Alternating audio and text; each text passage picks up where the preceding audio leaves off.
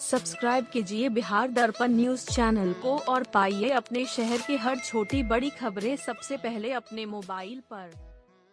कृषि को लेकर बहुत चिंतित है और ये गंभीर मुद्दा मानती है, क्योंकि किसी भी राज्य की अर्थव्यवस्था का रीढ़ कृषि होती है।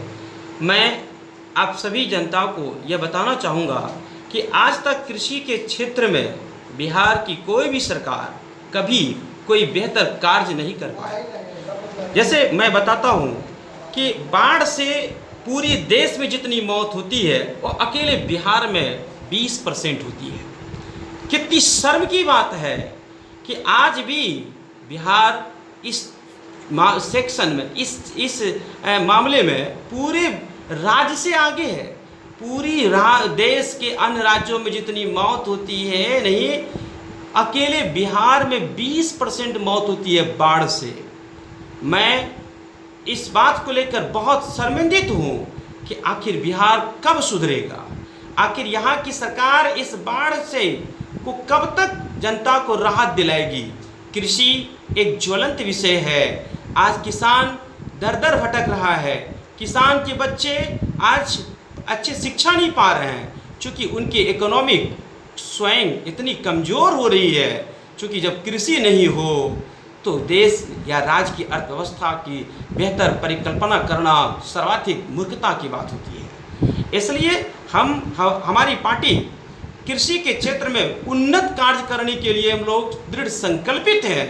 और अगर हमारी पार्टी सरकार में आती है तो सबसे पहले किसानों को समृद्ध बनाने की हम लोग संकल्प लेंगे, क्योंकि जिस देश के जिस राज्य के किसान समृद्ध होंगे उस देश उस राज्य का विकास पूरे विश्व में कोई रोक नहीं सकता है।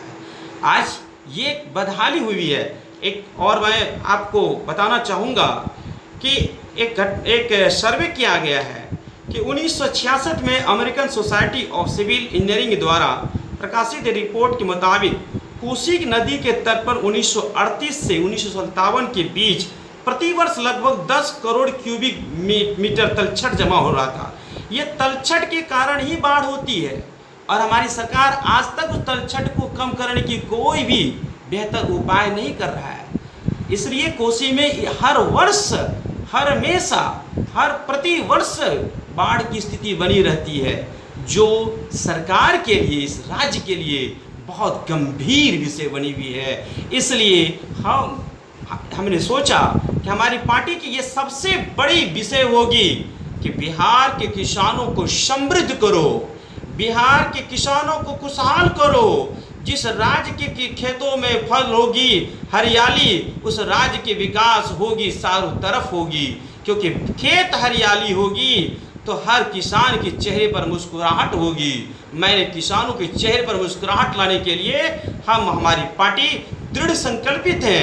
इन राज्य के सरकारों के द्वारा आज तक किसानों के जो समुचित योजना मिलनी चाहिए वो नहीं मिल रही है। कहीं बाढ़ से प्रभावित है, कहीं सुखाड़ से प्रभावित है। बिहार की अधिक भूमि बाढ़ और सुखाड़ की चपेट में आती है। उसके बदले में सरकार कुछ मुआवजा देके किसानों को कुछ देर के लिए शांत कर देती है, लेकिन उनके बच्चों को जो बाहर पढ़ने के कोई उपाय नहीं निकाल पाती, क्योंकि उसकी अर्थव्यवस्था बद से बदतर हो जाता है।